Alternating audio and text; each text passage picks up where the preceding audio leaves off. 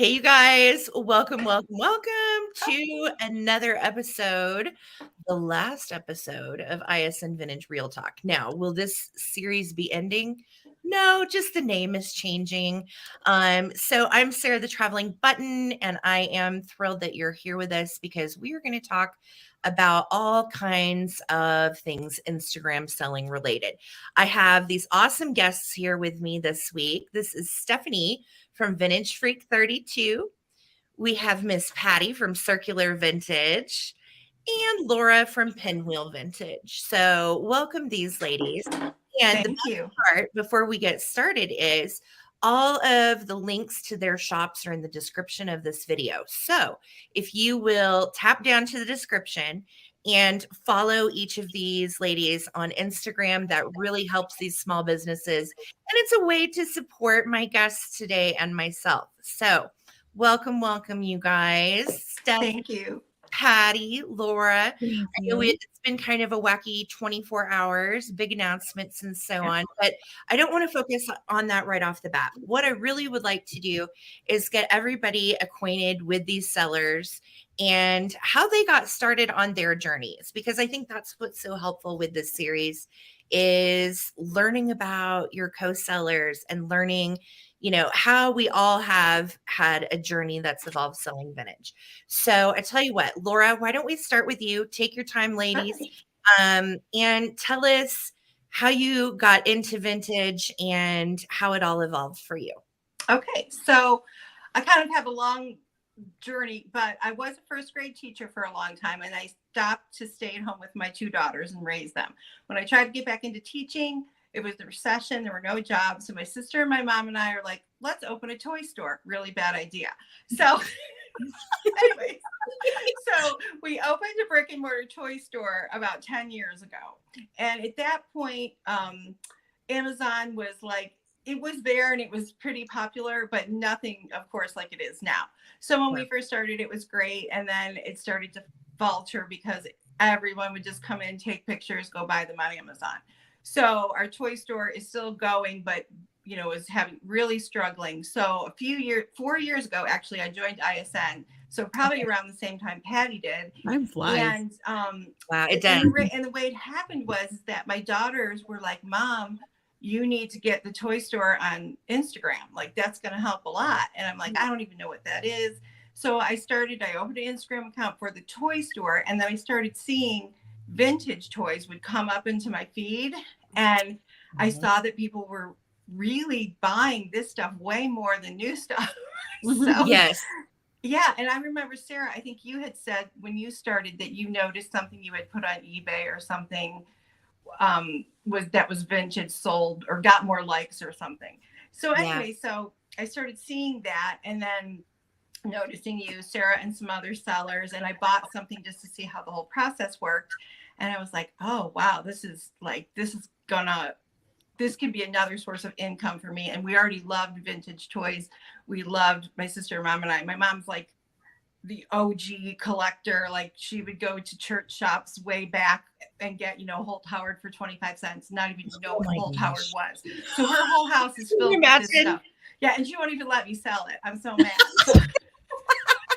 That's why she won't let you have it. I crawl around her house and I'm like, you don't need 4 of these damn angels. So anyway, so I started doing it. Yeah. So I started doing it, for extra money because we could not make it with the brick and mortar. So I'm actually struggling with what to do with the brick and mortar right now, and I'd love to do this full time. So I'm trying to get to that point. But ISN was a huge help. Sarah was one of the first people you talked. Like, I still have our chats from 4 years ago. Helping me open. And I remember Patty too. Like, I remember some of the first, of course you started 8 years ago, so way longer. But anyway, so that's my little story in a nutshell. So that's so awesome. Well, onward and upward, you're doing live sales, and I feel like the live selling really changed things for a lot of us. And, it's just evolved as a platform. It's evolved. And the trends of vintage have evolved.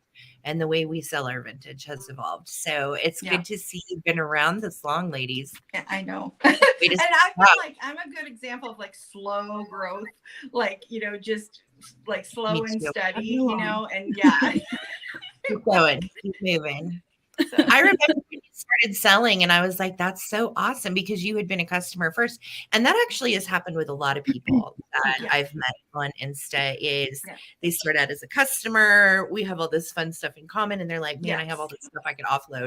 And I'm like, do it. This is a good place to do it. So Patty, tell me how this worked out and evolved for you.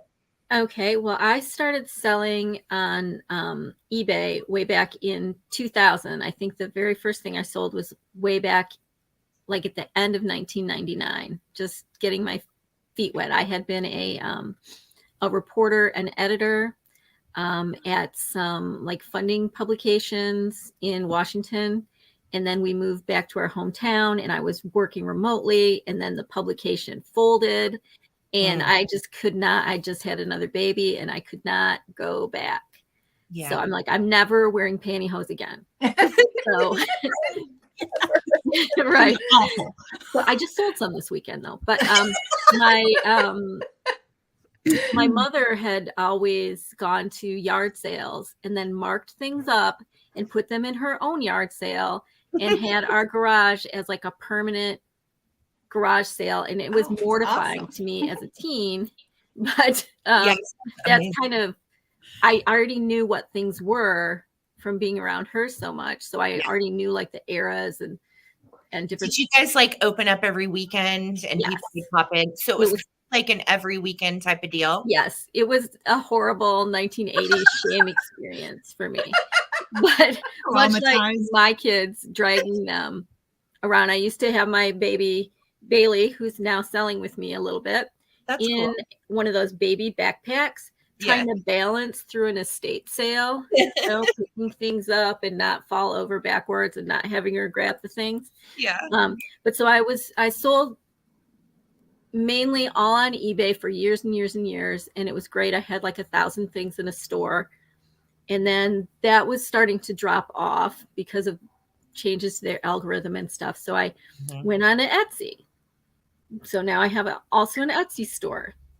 And then that really wasn't making it either. And I'm like, I saw some things about Instagram and I got on there and I was just really using it to promote my Etsy store. And then I was seeing all of you guys and looking into ISN. It said, well, you have to list things strictly for Instagram. So I started doing that. And then I joined ISN and did the pods and the whole deal. Sarah and I were potties at some point.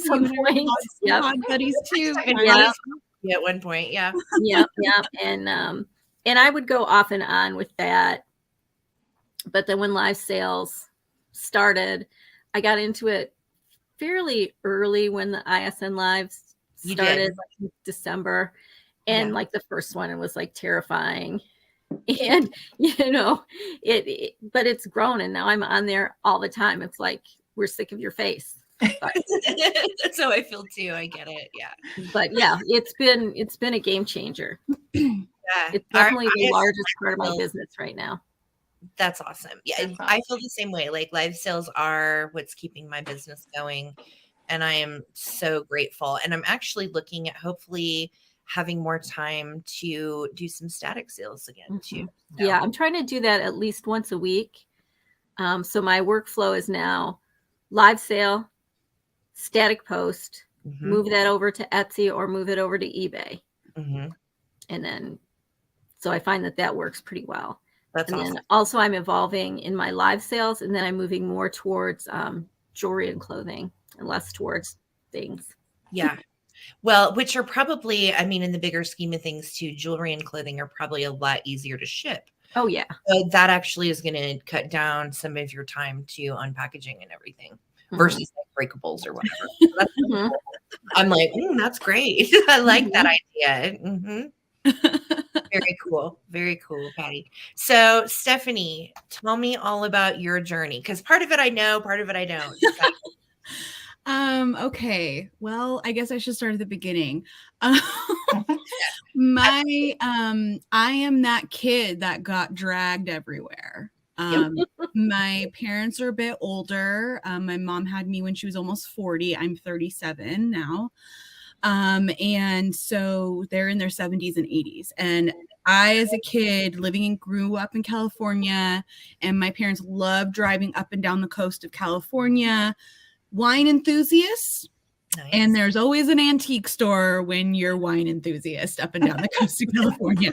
So, if there was an antique store or sign, my parents would get off the road and go. And my parents' house is filled with antiques.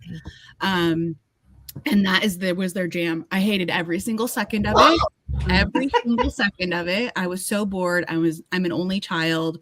So if I didn't get to bring a friend with me on this trip, I was like, are we done looking at old smelly things? You learn to entertain yourself as an only child too.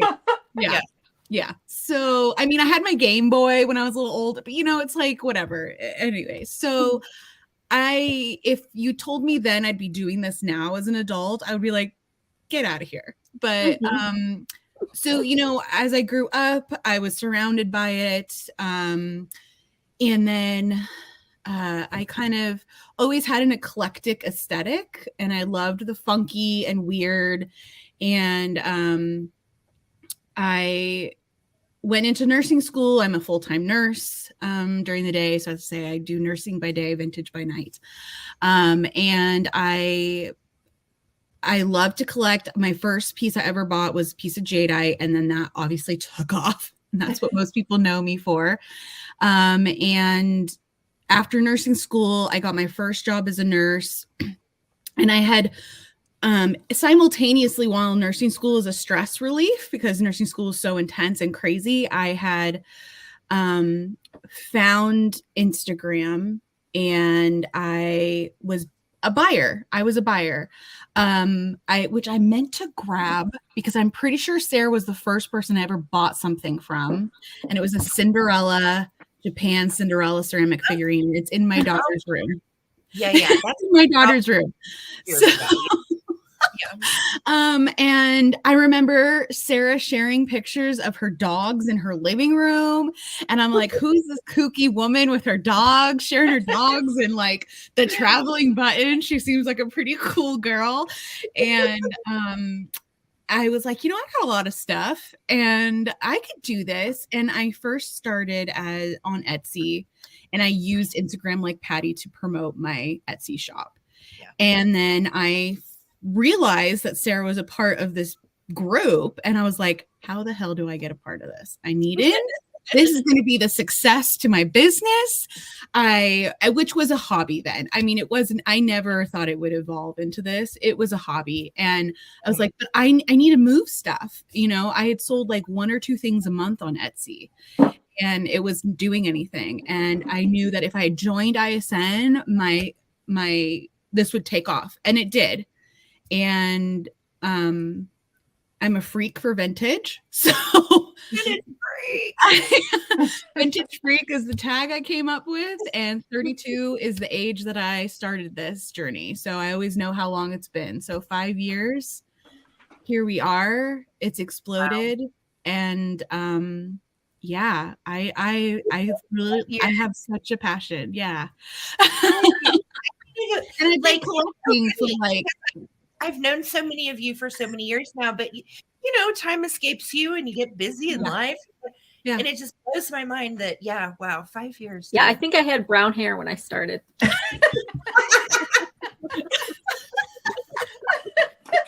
I feel you, Patty. I feel that so hard. Yeah. It's like the presidency. You see them slowly get through their term.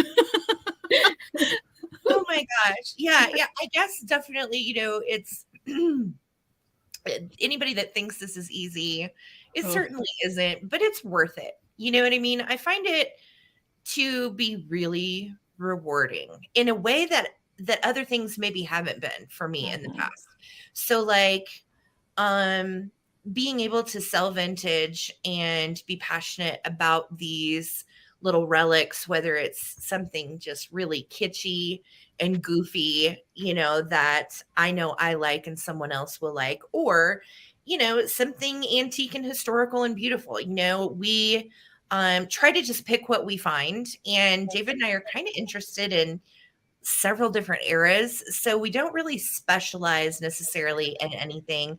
But of course, kitsch has always been a love, and vintage kitchen stuff has always been a love. So I try to look for those things. But it definitely is a journey. And kind of like you guys all said, I did not envision this to ever be my full-time gig.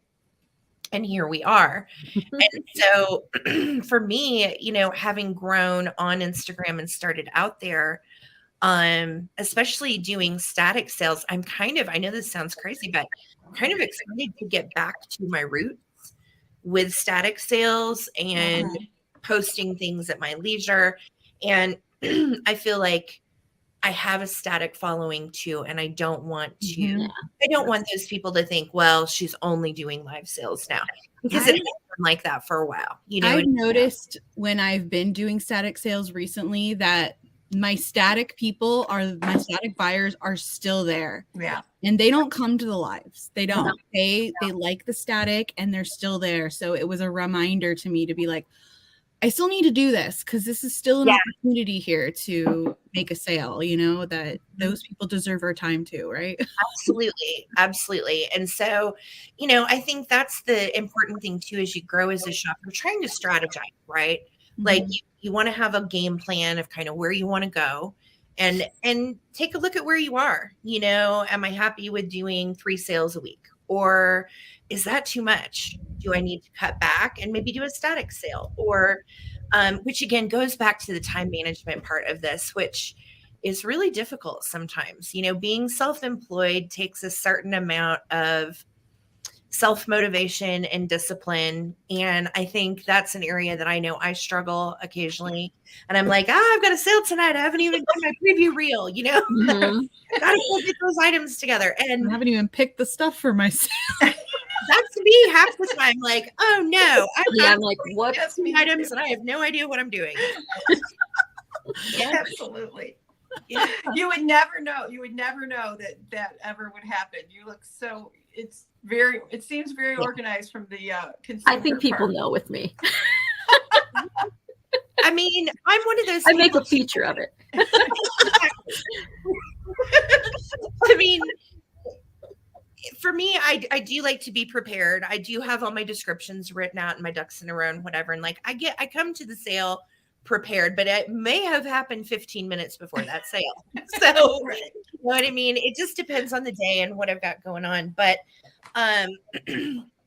with the announcement of ISN dissolving, I want everybody to know the real deal. It's not a sad thing. Nobody's, upset, or nothing crazy happened to, for this decision to be made. It's actually something I've been thinking about for about a year, to be very honest. And I have stayed on because I really love my community, right?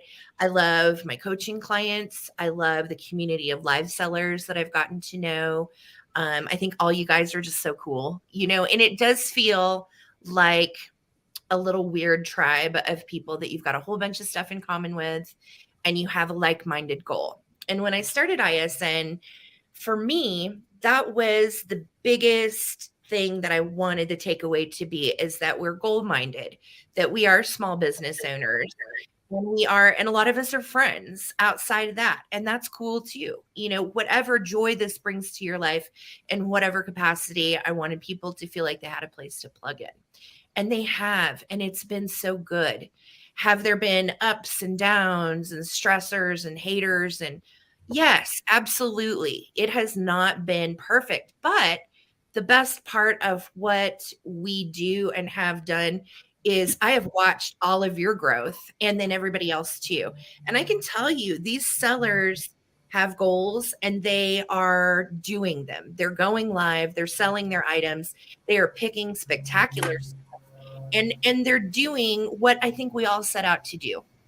So at the end of the day, is it sad that ISN is over? Absolutely. I cried for like 2 days, guys. Like it's something that I'm not going to cry. I have loved.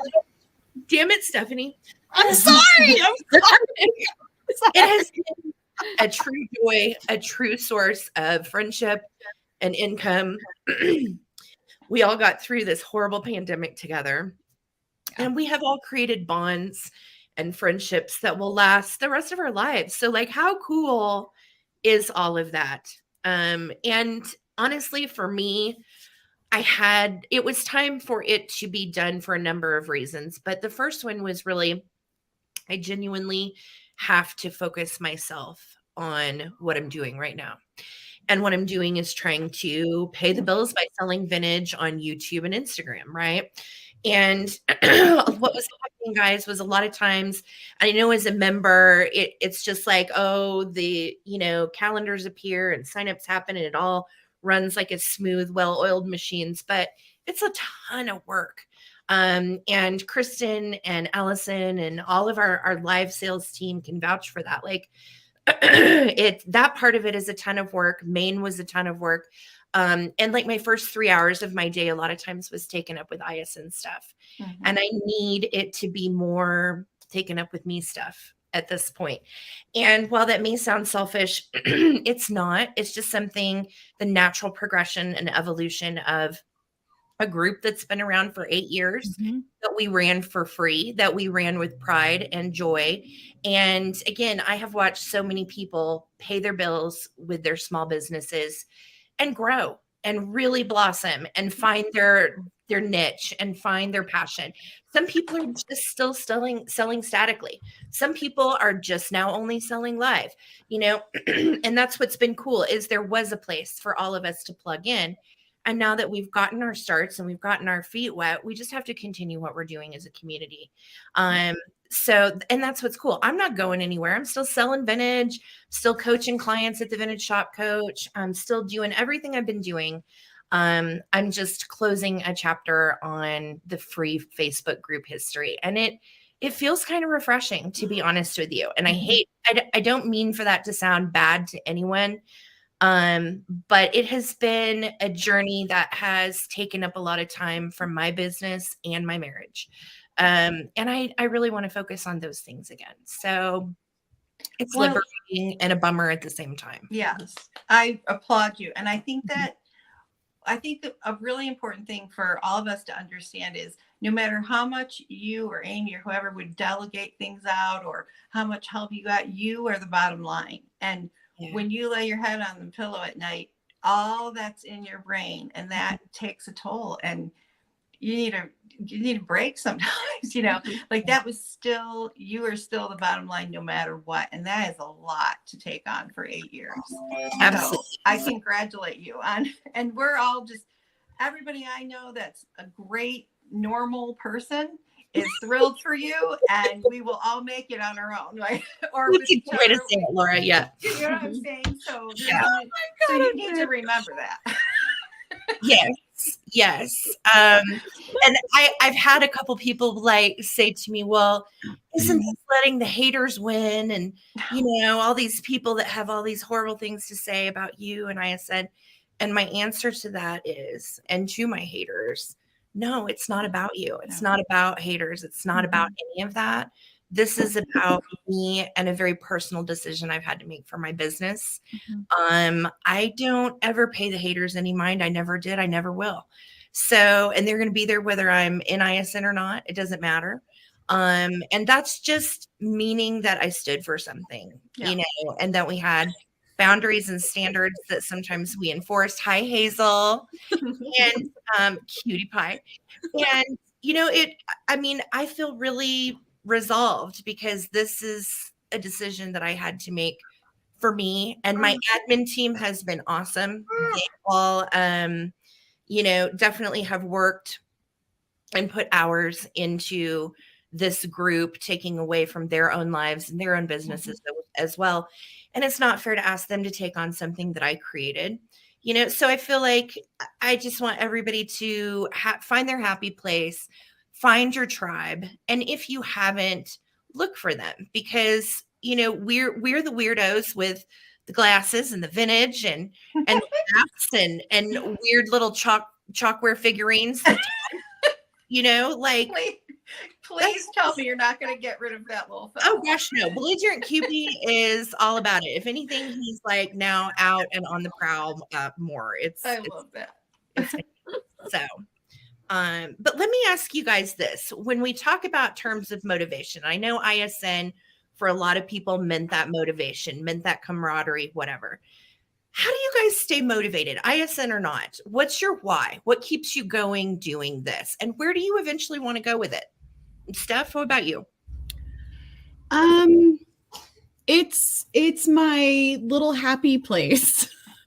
You know, as much as I love being a nurse, it's more than I'd like crazy moments, especially during a pandemic. So this really became a place, especially, I mean, I was on quarantine at the end of 2020 and, I never tested positive with COVID, but I had to stay home because I was symptomatic. Yeah. And I was sitting there, and that's when live sales were just trickling and becoming popular. And I literally, for 10 days, quarantined in my bedroom, like watched them. And I was just like, this is, that gave another like excitement to look forward to. And I just, I found myself in this like happy bubble, and I never want to leave that bubble, but obviously I have life to deal with, you know? So, and that's part of like kind of why I started this whole thing to begin with, was like, oh, I love shopping for these things. Yeah. You know, I find things that maybe I don't want, but I know somebody else might. And it's like rescuing these treasures and sharing them with the world. And it's just fun. It's so much fun. And when you can like bond with other people who have that same affinity with you, Yeah. and it's a happy place to be most of the time.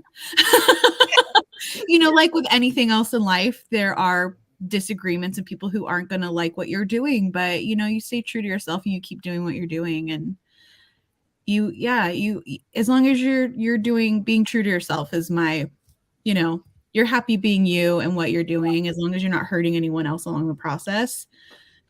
This is supposed to be a fun, great place, and I want to keep this happy bubble. And I think that's the good thing about what we've built, is there is this happy bubble still, whether it's labeled ISN or not. There's a happy bubble for so many of us. You know what I mean? This is our place. These are our people. I love talking with my customers who know about a Fenton vase that I don't know about, and they're able to educate me even during the live sale. Like, I love that stuff. I am such a vintage dork nerd. Like, I want to know all the things, you know. Yes. I also like learning about stuff and educating other people on stuff. Anytime I go to a live sale, I end up learning something about a brand or something I've not seen before. And we all have a different eye. And I think that's what makes this community so vibrant too, is we all, even though we all kind of sell the same stuff, we all still have like our own individual methods of curation, I guess I would. Yes. I like that.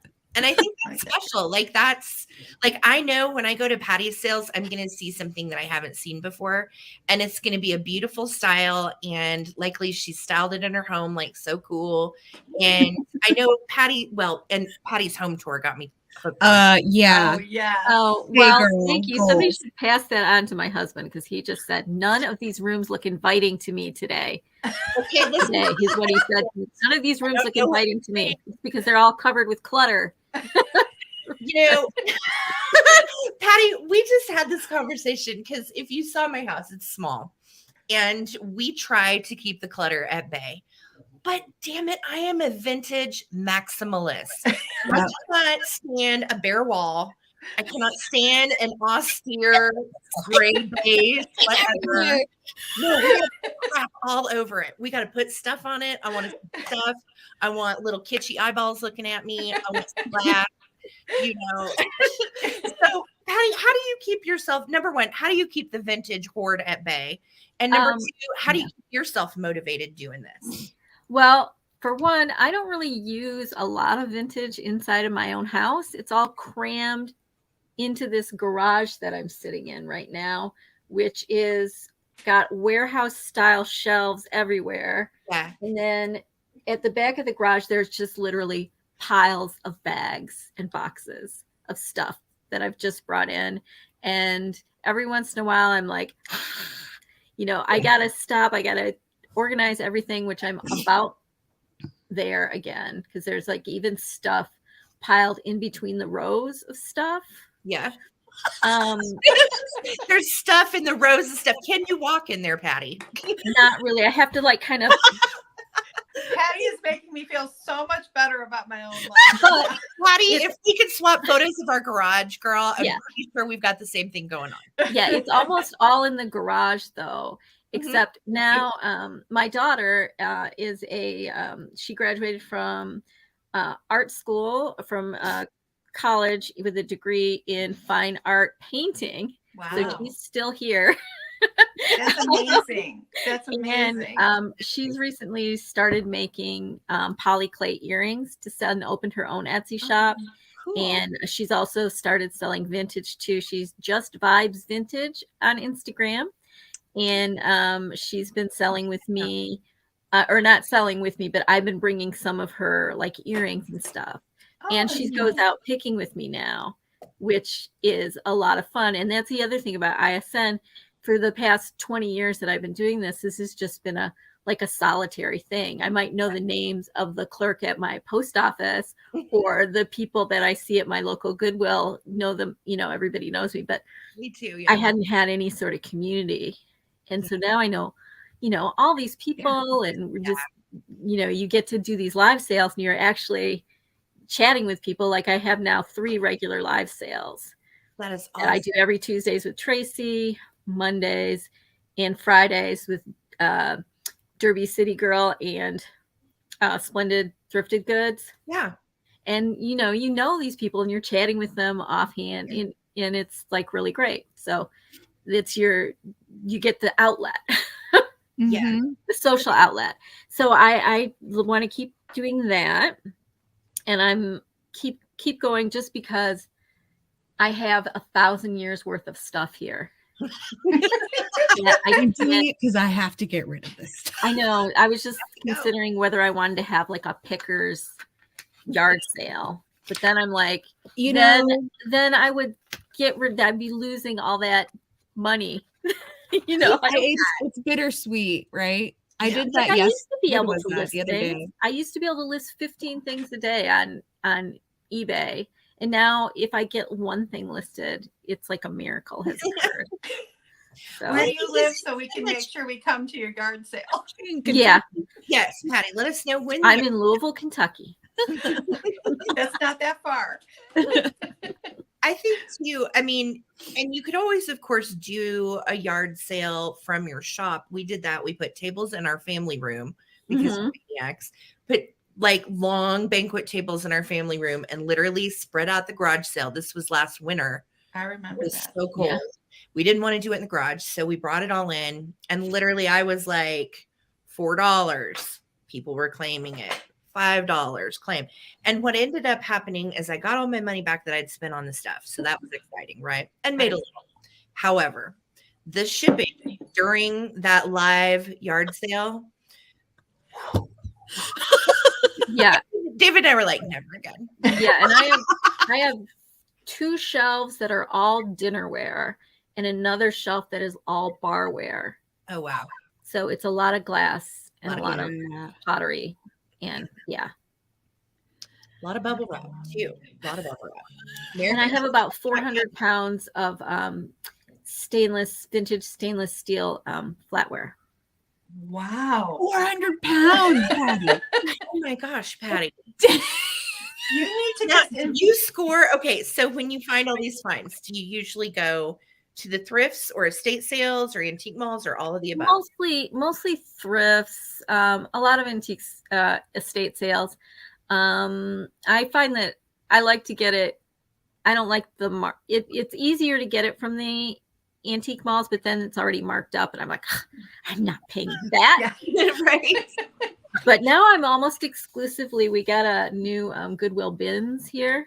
Oh, nice. And I been almost exclusively going there now because it's amazing. This one Bailey found for me, and I should have brought it down because she found for me a steel French cut steel beaded handbag with Ooh. embroidery and cloisonne on it from the 20s or 30s in perfect condition at the bins. And then right next to it was another French embroidered bag. Wow. And then I found, 1980s belts. And it's just like crazy town. That's awesome. So I know you have been doing like a quad sale with clothes and accessories and all of that. How do you feel like, Patty, that compares to selling breakables? What's your take on that? Well, when we do our Aunt Pam weekends, which are crazy sales that last for 8 hours a night. That's so wild. Which is fun though. You guys have fun and you enjoy it. Like, yeah. It's so cool. It's a lot of fun. But it's like that weekend, like I made $1,000. Wow. Wow. For the past 2 Aunt Pam weekends, as opposed to, and then if I even have like a regular clothing sale, I might do like $250, whereas opposed if I have a stuff sale, I might do 200. Between $75 and $100 and $200 is to be a good stuff sale. Yeah, absolutely. So do So you feel like the profit when you're talking like jewelry and clothing, do you feel like the profit is more? oh yeah, because I buy big lots, and so I will maybe have spent 50 cents on the item that I sell for. Even if I sell a pair of earrings for like the minimum I would sell a pair of earrings for, it'd be $8 or $10.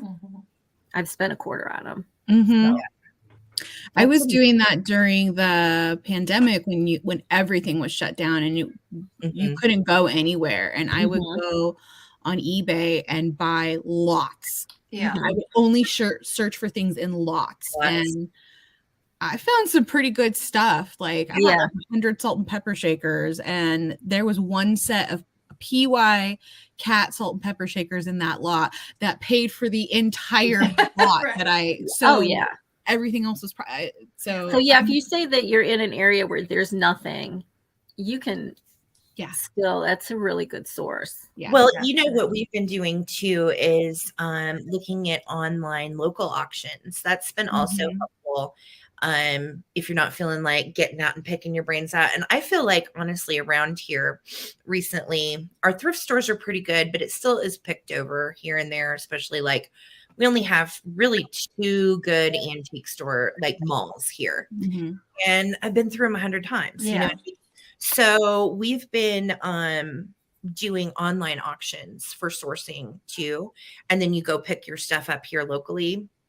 Pretty cool. I got a whole lot of Christmas stuff for $12 and it was all good stuff. And come to find out it had a whole Howard Starry-Eyed Santa in it. Oh yeah, I saw that too. No, crazy. I've been in it for the Santa Banks, which were really cute. And it had a Christ figurine in it. All cute Christmas stuff, right? And then sure enough, I got the box and I'm like, oh my God, there's a single shaker of Old Howard in here, which I'll probably keep. Because I have Santa Claus problems. But yeah, that's another great way to source locally if you can. Facebook Marketplace too. Caitlin from E&E Vintage and I are friends and we're in the same area. And she sent me a message, was like, hey, I can't get down to your area, but all of this glass is available for $20 if you want to go pick it up. And sure enough, we got a huge Empoli bottle that's blue. We got 2 other really cool, like Italian glass vases that we ended up keeping.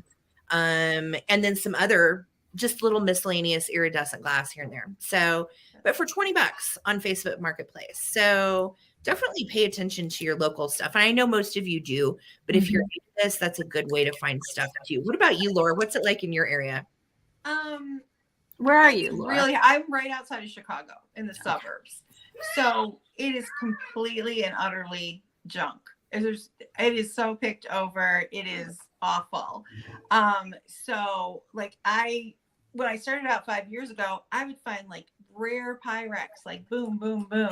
I mean, it was amazing. And now it's just like, so, and then also Jane and Rhonda live right by me. So Yeah. they, you know, we don't, it's like if they get there, forget it, right? So, I mean, it's just kind of funny because when I started, Jane has a booth at Winfield Antiques, which is near us. It's the most wonderful antique store. So I was going in there and buying stuff to resell. Then I find out, oh my God, these girls are in ISN. I can't do that. Like I can't buy stuff out of their booth. And then Sure, you can. But I had no idea. I never actually bought anything out of Jane's booth and resold it. But when I was like, oh my God, I can't, like, that's so awful. Like, No. How do you guys feel about, like, I know for me, if somebody wants to buy something from my shop, whether it's a static sale, live sale, or whatever, and then they want to turn around and resell it, it does not faze me. I guess it's because I have so much stuff that passes. I don't care out either. here. I Yeah. really do not care. I'm like, if I'm selling it, means I don't want it anymore. And Right. do You whatever. get I more feel- money for it. And now Yeah, I someone feel can like try and most get of my theirs. buyers Yeah. are resellers anyway. They're just I on the used- coast. So Really? I think it was like so taboo or like so not reseller etiquette to like find things online. And like, because I would find things for cheap on Mercari and Yeah. eBay and Facebook Marketplace. And for some reason, I thought, no, I have to find these things in the thrift store. I have No. to source these things. People are going to know I got these online if I resell them. I used to have that mentality. And then the pandemic hit. I was like, well, I don't have another choice. What are you gonna Everyone's do, doing right? this. Who And cares? so, yeah. And I think one thing that's really important to remember is that there's so many people out there, and I believe this, that are shopping on Instagram or YouTube or whatever because they cannot shop in other ways. Yes. And for whatever reason, we don't know why. You Yes. know what I mean? And so to them, this is their way of getting the things they love, and they're not. They're They the don't. Uber Eats of vintage. DoorDash of vintage. yeah. I love it. That's Oh so my God, I true, love though. Uber I Eats. mean, well, and that's what I think is really special is we all lived through this collectively bizarre and horrible time, right? Between vaccines, boosters, Uncle so and so feels one way and your brother feels another way, and Yes. Oh, divided God, yes. families, and like all the craziness that surrounded what we've all been through. To have a place on Instagram to come and chat it up about not drama, not COVID, not politics, not religion, not any of that stuff. Mhm. Just vintage, fun vintage that we all like is so refreshing, I think, to find that because we do have people in our community from all walks of life, all belief systems, all jobs, full-time, part-time, new people, seasoned sellers, everybody. But what we have in common is the fact that we all really appreciate, I think, what each other do, you know? Yeah. I think when you're talking about what motivates you, and Yeah. for me, it's like I'm super nostalgic. So, which I know everyone in the community, like, Yeah. I actually miss the static sales because I love to just like stare at the thing and like swipe through it and so and I love like the way the pages look with all the static pieces, you know. Yeah. Aesthetically pleasing to see Yeah, the it's feed. very aesthetically pleasing. And Instead of so a freeze frame of going,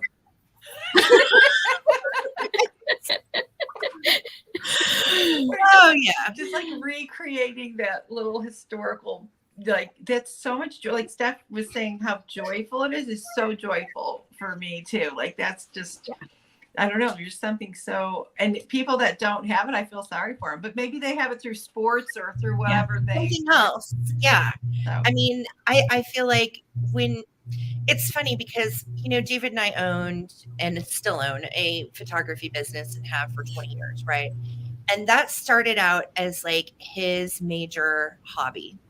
And it turned into like this money making real thing that where we were shooting weddings every weekend and traveling all over the country and shooting and, you know, being featured on blogs. And it was exciting, right? Like that was, but then we got to the point after about 14 years of shooting weddings, we were like, oh, we could so see ourselves doing something else someday. Like, That's tiring. make a plan, but we really didn't have a plan, if I'm honest. Like, it's not like we were like, oh, someday we'll sell vintage full time.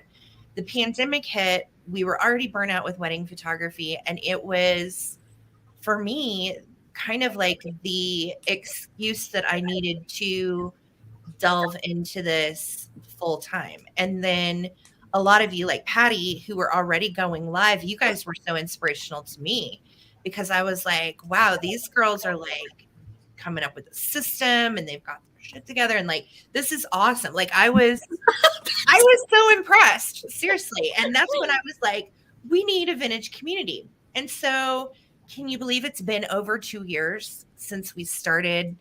Yeah, that's crazy. I had posted on my shop coaching account what the live sales calendar looked like at this time last year, and then what it looks like this year. And it's just, there's not enough room.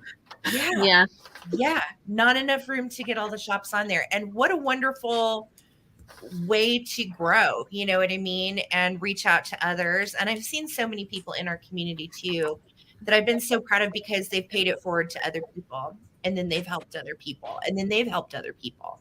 And it's kind of that ripple effect that has been very special and meaningful for so many of us. Mm-hmm.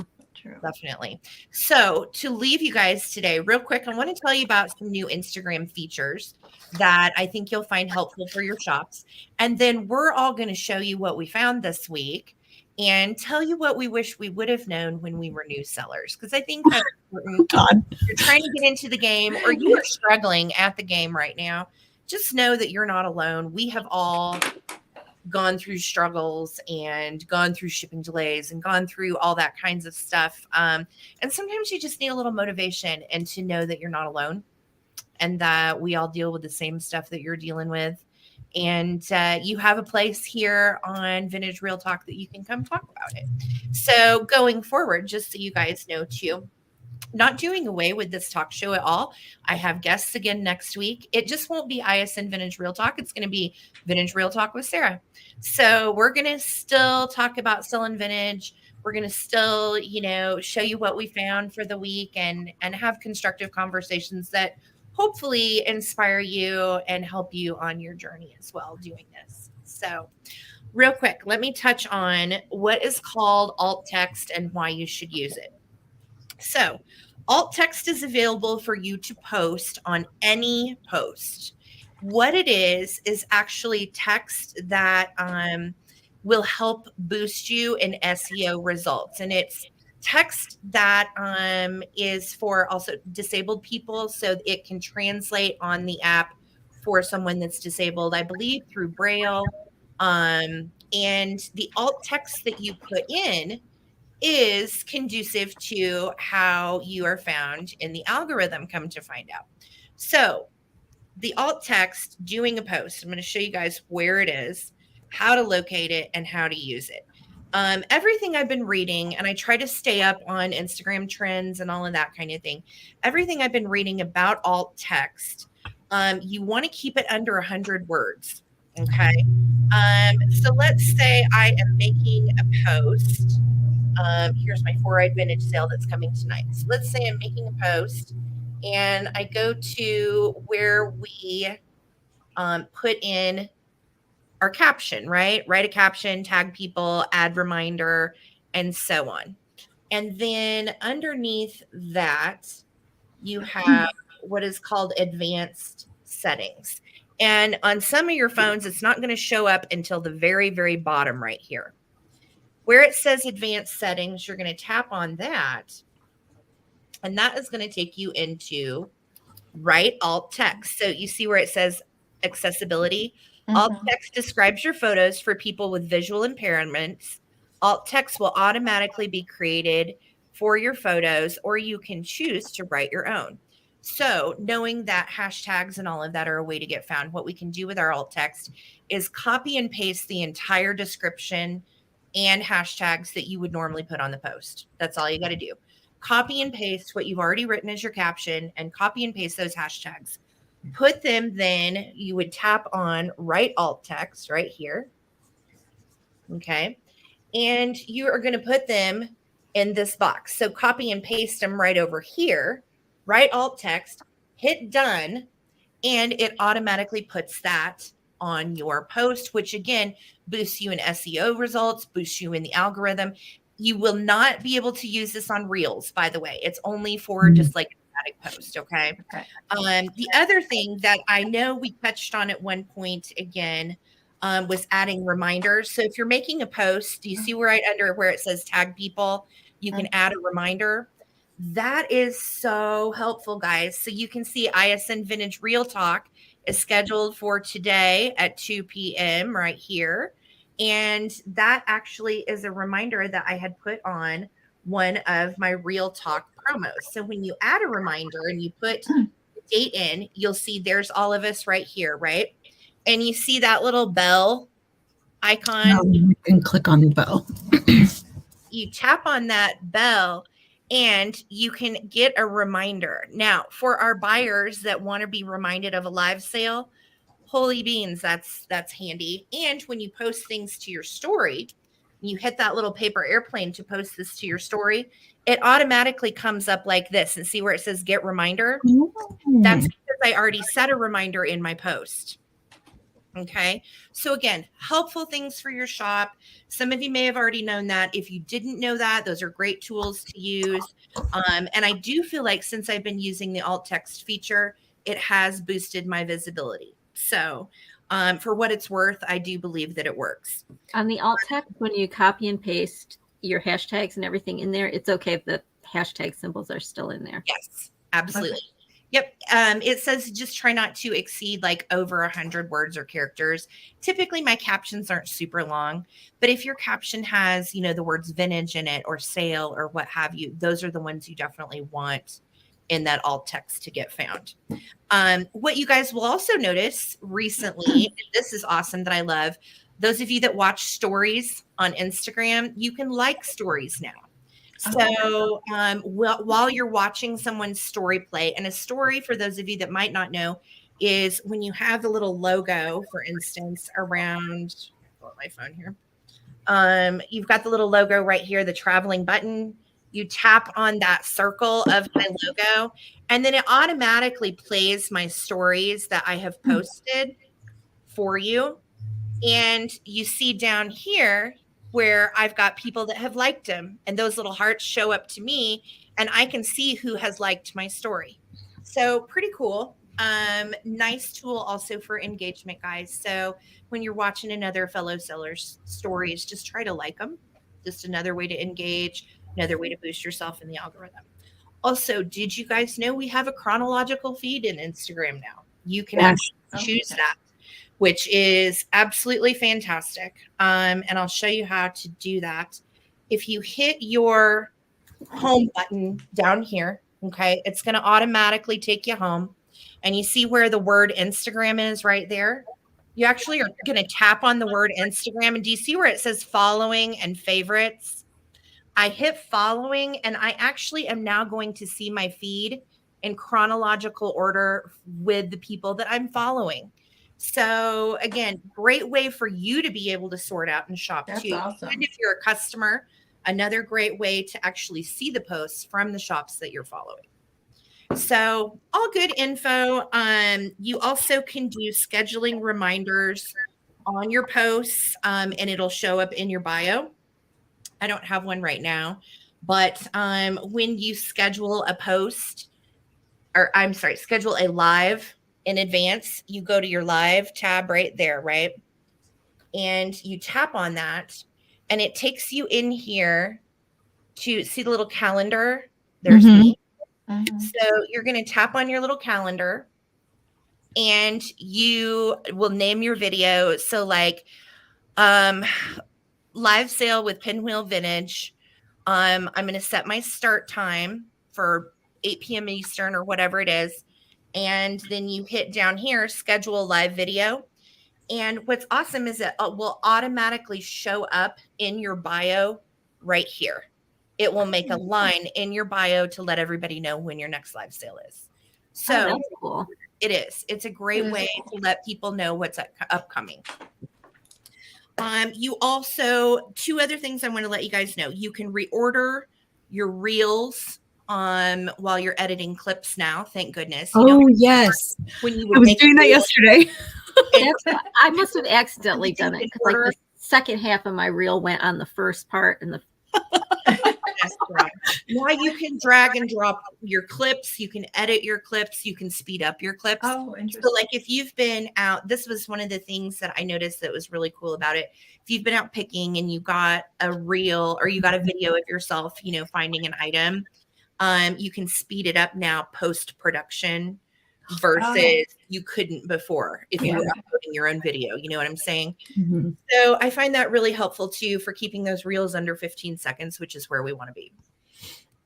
So all good info. And then also just so you guys know, an FYI, Instagram is planning, and I'm not sure when they're rolling it out, but they are planning to increase reels to 90 seconds, even over 60. Now, I feel like a 90-second reel kind of defeats the purpose. I'm not really sure what the whole MO is there, other than to get people to obviously watch it for longer and stay on the platform. But I think that could be helpful if you are previewing a sale and you got a ton of stuff and you can't get it, you know, all in 60 seconds, then maybe you'll have 90 soon.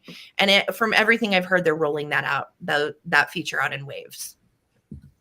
So That's just great. some helpful things. Ladies, I want you guys to all at this point in our show me what you found this week. I'm going to show you what I found this week. And then tell me something you wish you would have known that you were new that would make life easier for someone that is. All right, All right. I'll go first, I guess. Okay. What's your Oh, Woo! I audibly gasped in Goodwill when I turned around and saw this. You found that in Goodwill. I found this in Goodwill in Southern California. Why, how, What? where, what? But it is an Empoli genie bottle. I don't remember the pattern of it. And I also found Murano glass, a Murano green glass bowl in the same Goodwill, and a Carnival glass hen on a nest. Wow. So I was like, and this is the same Goodwill that gave me my 1 million views On the reel Ellie Smith on canister. the Ellie Smith jars with the Wow. Tracy Haddish, Tiffany Haddish. What time did you go? Was it early in the morning or was it just a random? It was around 11ish. Okay. I heard a cart coming up behind me. I turned around and there she was. And you're like, Like my mask sucked into my mouth. Okay, you guys. So I'm still determining whether I want to keep it or not. That's awesome. Yeah, I'm like, oh. And then something that I wish I knew. If I had to tell somebody, I would say find your niche and stick to your niche. Instagram does not like when you change your niche. yeah, It's okay to change it, but just know it's going to take a little longer because you've already hit a target audience. yep. You know what they're looking for when they come to buy from you. So I was like, I want to do everything, and I wasn't growing. And then I honed in on what I like, sold what I love, and to collect myself, and that's when it blossomed. Yep. So Yeah. that would be my advice. Good. All right, Patty, what did you find this week? Okay, I found this Oh my Wow. Fenton gosh. Green it is underlay. emerald green carnival Oh. butterfly and fern, and Wow. 4 glasses to match it. Oh, that is That's beautiful. I found this at a local Goodwill.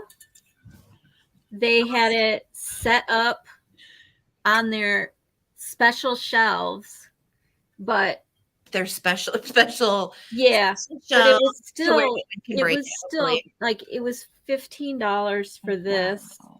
and then the glasses were $1.99. Wow. Those So are I said, yes. And then I looked it up and it says it's a 1910, 1911 water set. It's 100 years old. It's antique. It's an And antique. it is perfect. There's nothing. Find a brand, Patty. Is it like It's Fenton. It's Fenton. Yeah, it's Brotherton Fenton. Brotherton, which I think was the. Wow. That's beautiful. So yes, it's pretty good. Well, that's certainly a spectacular find for $20 total. Oh my god. So that was pretty good. And yeah, and my advice would say you're not going to fix it. Don't get something that you have to fix because you're not going to fix it. Mm. Okay, that is like we could do a whole episode on that one, right? That's a good one. David and the clocks. David and the clocks. I mean, we love a good project around here, and half the time there's like clock guts or little accoutrements that go to something German laying around. Like, and that is such a good rule of thumb because sometimes the little projects when you're trying to do other stuff can get really like how to yeah, it's like examine it really well in good light. Don't get so excited that you just grab, because that's me a lot of times. You like and then you grab it and you don't look at it, and then you get it home and it has a chip or a crack and you're like, oh well, I guess I get to keep this one. So yeah. If it's a taped together piece, you guys, so like if it's like a lidded dish or something, at the register, cut that tape and open that lid and make sure that it's not all chipped. Because what my thrifts do, they're kind of shady like that. They will tape something together, or they'll put the sticker over where the chip is or the flaw, and then you get it home and you're like, oh, you dogs. It is so shady. I hate that. Mm-hmm. So yes, pro tip, at the register, peel that tape, look under the lid, look it over really good before you check out.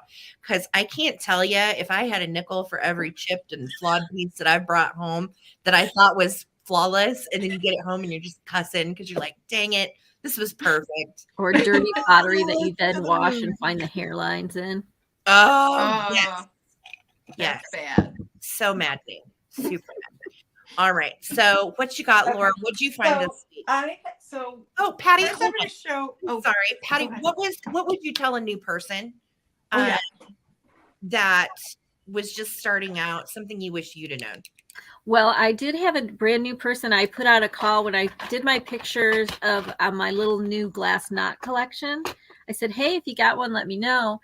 And someone shouted out to me and they're like, I've never sold anything on Instagram before. Because I said, oh, I'll take it. And they said, oh, well, I've never sold anything on Instagram before.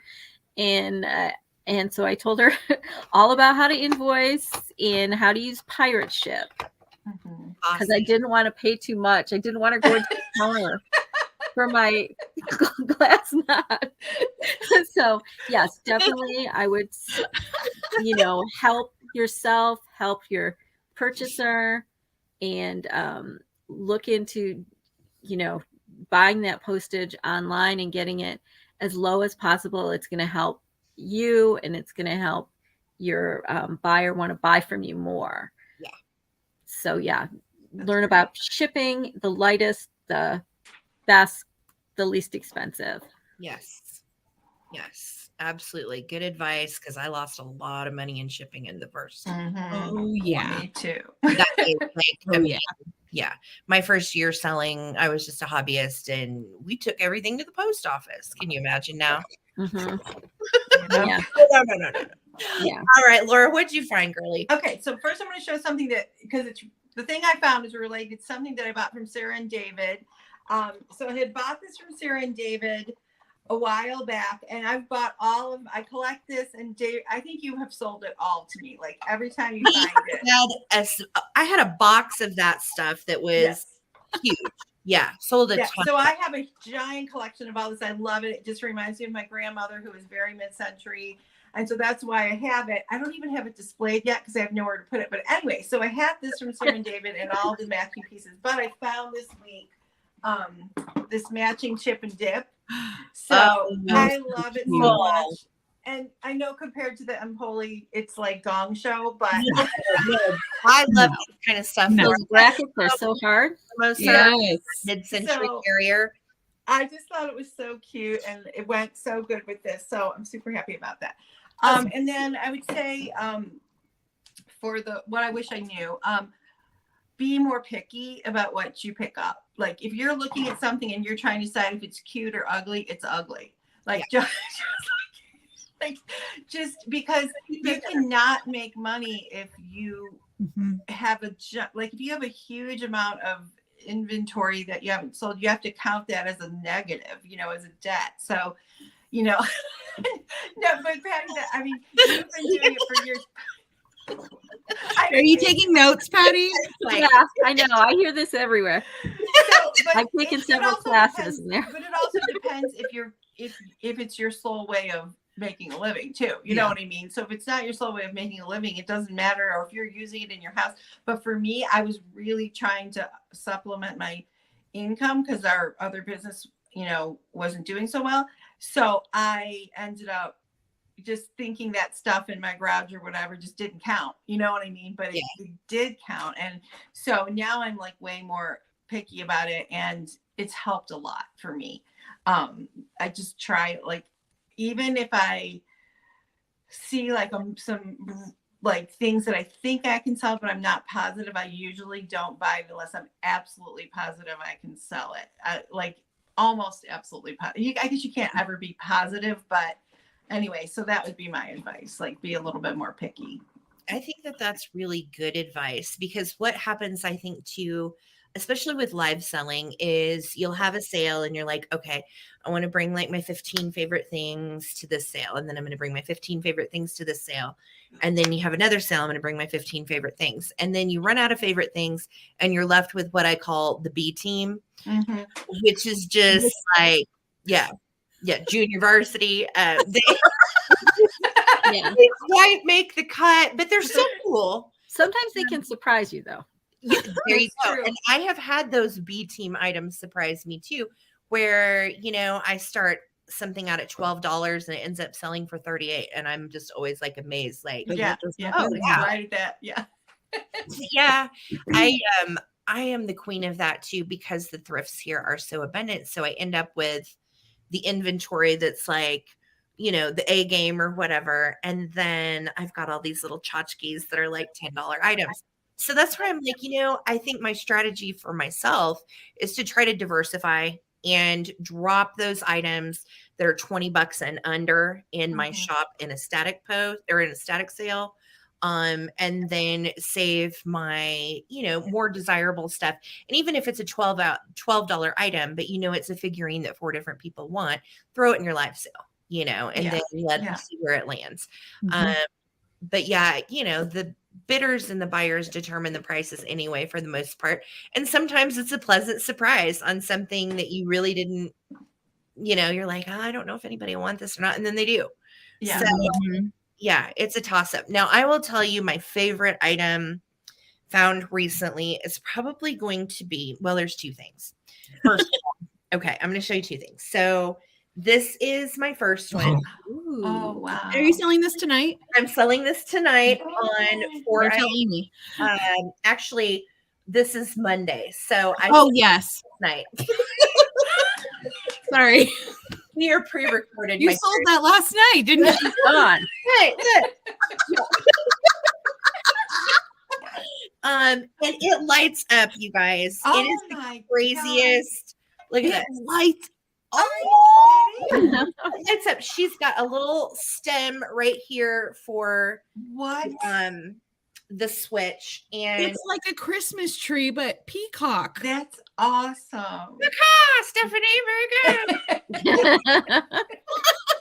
Good Lord. So it is coming. Well, yeah, by the time you see this, it will have already been sold. But yeah, it's a hoot and a half. Okay. That's cool. Okay, don't take it, Sarah. And then this is my next item that I was pretty dang excited about too. And this sucker glows like nothing I've ever seen. And I haven't researched it yet, so I don't even know what it is. But it's so thick and lovely, and it glows. And it appears to be It's like almost beautiful. a cut kind of. It feels like Wow. crystal, but I know it's glass. So I will be bringing this for my sale Sunday night. I Which feel will like be- Hazel Atlas usually has that starburst bottom. You Yeah. think? Or Westmoreland. Yeah, It's Yeah. also give me Westmoreland vibes. it It's is just so awesome how it's like a basket weave, and then it's Yes. and then like it's all it needs is a clear. handle, and it's like yeah, Yes. beautiful. Yeah, it is really a beautiful piece. And we got it at an estate sale and it was so dirty. Have you ever gone to one of those estate sales and you're like, did these people live with this stuff in the house? I know. It's like cat pee everywhere. Yes, why are they always cat ammonia It's like smelling? my eye. It's like No, a I always itch. get that mouse smell. Oh, You go in the basement, and there's Jeez. that. The basement. Yeah, literally you feel yourself getting. You guys don't have basements out there too much. We do though. We do. A lot of the houses do. And you'll go down and it's usually, especially if it's on the west side, because you know it's flooded. And it's that musty, it's the musty basement funk. And there's just weird. Breathing a little heavier down there. Yes. Hey. I know. It's you're like wonder like when's the last time? Like what was the day they decided they weren't going to try anymore? They weren't going to clean. They weren't going to do anything. Well, and then I find those items too that have that, like the years of the grease baked on grime. Oh my God, this sat in your kitchen forever, right next to your stove, didn't it? Yeah. And I'm Yeah, like, my just My daughter was giving me this canister. She goes, "Ooh, feel this." I'm like, "I do not need to feel that. I know exactly what it feels like. Get it away from me." Put it straight in the sink. It needs a bath. Oh, Oh yeah, and then you've got like years and layers of dust that's stuck to that grease, and then pet hair. It's so great, yeah. And that's what's funny is a lot of times items I find will be grimy, and I have to ask myself, how badly do I really want to sell this? Yeah. Because that's the decider for me. If it's like super filthy, like, is this even worth messing with? And sometimes the answer is yes. yeah. If it's glass, you know, you can usually get that to come clean with some alcohol and so on, but sometimes it is not worth it. Do you guys get where you go into an estate sale and you're all excited and it's great, and then like for whatever reason, all of a sudden you're like, I gotta get out of here. Like, Yeah. We've I- had two of those. yeah, Yeah, those are always the most disappointing ones because you're like, I wasted my time. yeah. Yeah. Like, Look. I can't do this. I was going through some stuff one time, and this lady came up to me and she's like, "Oh, you don't want to touch that. Can you imagine?" I'm like, "You can't." She was like not wanting to touch things because it was dirt. I'm like, "Girl, you are in the wrong Right. Business. place." Yeah. Good luck. Yeah, move on. Filthy Let us- to let get us to do stuff. Yeah. You can't be squeamish. What's Yeah, the that's worst? true. What's the worst thing you found either cleaning vintage or stuck in a vintage item? I'll never forget mine. It was underpants. Stuffed. It was a pair of old underpants stuffed in this baby Like doll. panties? Yeah, dude, panties. I think you got us beat, girl. And I took, for whatever reason, I had to take the doll's head off, and I found the old panties, and I was like, nope, the whole thing was done. There's was no way so you can good. top that. So No. You know, I've never found anything weird. No, Uh-uh. no, I nothing like know, like we found a mouse's nest and some stuff once. That was Oh, pretty gnarly. wow. Lots of spiders, dead Yeah. flies. Yeah, that's yeah. Yeah. The underwear is awesome though. Yeah, the underpants took the cake, Laura, for real. Yeah, I do a lot of purses, and it's just like a lot of old used tissues and Yeah. Fossilized grandma candy Yep. and Cough drops. stuff like that. Yeah. Yeah. Or all the house coats that always we always joke about it in the Aunt Pam sale. We've removed the tissues for you. There's always a tissue in that In the one house coat. pocket of the In the little house pocket. coat. Yes. Aw. So funny. Even found a human tooth once in I can't remember what it was in, but it was in something. And I remember we were like, it's even got a crown on it. Was this like grandpa's that like kicked and they gave the like? I didn't know what to think about it, but I'm like, we've got somebody's tooth with a crown on it. No, I found like envelopes of baby hair and stuff like that. Oh, Oh yeah. that's cute. That's Nothing will beat the panties in the doll No. head. No, that's a good one. Well, on that note, ladies, we are going to wrap it up for today. This has been super fun, and I've really enjoyed having all of you guys on. To all of you that have tuned in or are watching the replay, this was a pre-recorded episode on Sunday that will drop on Monday. So if nobody answered anything that you wrote in the comments, that's why. We did a pre-record because David and I are celebrating our 19th anniversary on Yay. Tuesday. So we're gonna go do something fun Monday and Tuesday. We've both been under the weather, so I'm not sure that we're gonna venture out very far, but that's the plan anyway, to take a couple days off for our anniversary. So thank you guys for watching. Again, all of the shops that you see here, Stephanie, Laura, and Patty, all have their shop links listed in the description of this video. If you would please go follow these ladies. They're all solid sellers. They all find amazing things. And we've all sold together for years. So I love my group and my community, and I'm so grateful to all of you who has supported us as a group, as ISN, and supported me as my friends, as my customers, and my co-sellers. I am very, very grateful for all of you. If you have not subscribed to my channel, please do.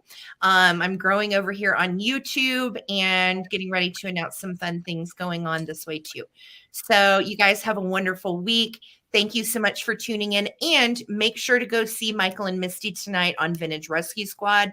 That is every Monday night at 8 p.m. Eastern. And if you want to learn about great vintage selling in general, whether you're on YouTube or Instagram, it is an awesome show to tune into. So definitely go check them out. And Steph, Patty, Laura, thank you guys so much. Thank you. Thank you so much. Thank you, Sarah. Love You are you, Sarah. so welcome. Love you guys too. All right. Thank you. We're signing off, fam. So we will see you again next week for Vintage Real Talk with Sarah. Bye, guys. Bye. Bye, ladies. Bye bye.